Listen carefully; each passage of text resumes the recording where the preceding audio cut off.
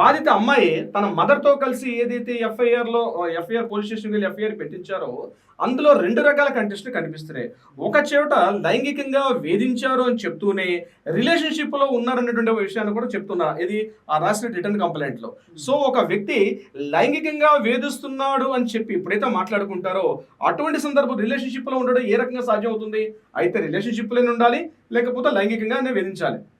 లైంగికంగా వేధిస్తూ కూడా రిలేషన్‌షిప్‌లో ఉండడం అన్నది ఆ కంటెస్టే తప్పు కాబట్టి, అది పరస్పరంగా విరుద్ధంగా ఉన్నటువంటి ఏదైతే మ్యాటర్ ఎఫ్ఐఆర్‌లో ముందు మెన్షన్ చేశారో, అది పూర్తిగా సత్యదూరం. అది కరెక్ట్ అనేది కాదు అని చెప్తూ మెన్షన్ చేసింది పాయింట్ నంబర్ 2. పాయింట్ నంబర్ 3, వీళ్ళందరూ కలిసి మొయినాబాద్‌కి వెళ్లారు. అక్కడ మొయినాబాద్‌లో ఒక పార్టీ చేసుకున్నారు. ఆ పార్టీలో కూడా ఈ అమ్మాయిని బ్రీజర్ తాగమని చెప్పి ఫోర్స్ చేసినట్టుగా, ముద్దులు పెట్టుకున్నట్టుగా ఉన్నటువంటి ఏవైతే ఉన్నాయో అవన్నీ కూడా కరెక్ట్ అనేది కాదు.